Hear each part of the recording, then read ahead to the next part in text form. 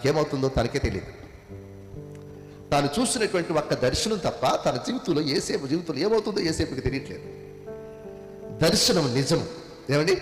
దర్శనము నిజం. ఆ దర్శనమే దేవుని సంకల్పం. ఆ దర్శనమే దేవుని సంకల్పం. ఎన్ని శ్రమలు, ఎన్ని బాధలు, ఎన్ని కష్టాలు, జీవితం ఏ రకంగా వెళ్ళలేము.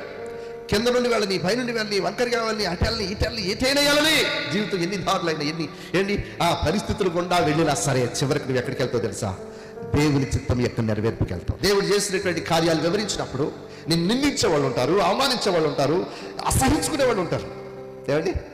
నా దేవుడు నన్ను విడవకుండా నా అన్నవారందరూ వదిలిపెట్టేస్తే నన్ను నా దేవుడు జ్ఞాపకం చేసుకుని ఆదరించాడు, ఆహారం పెట్టాడు, వస్త్రం ఇచ్చాడు, పోషించాడు, బాగు చేశాడంటే నా వాళ్ళందరూ నన్ను చీకొట్టిపోయారు.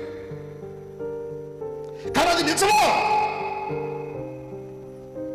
దేవుడు చేసినటువంటి మేలు ఒక్కొక్కసారి చెప్తున్నప్పుడు అందరూ చీవాడు.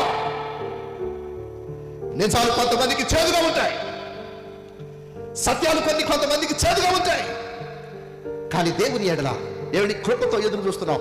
దేవుని కృప కొరకు ఎదురు చూస్తున్నటువంటి నీకు దేవుడు నీకు చేసినటువంటి ప్రతి కార్యము నీకు ఒక నూతన బలాన్ని ఇస్తుంది. హల్లెలూయా! నూతన శక్తిని ఇస్తుంది.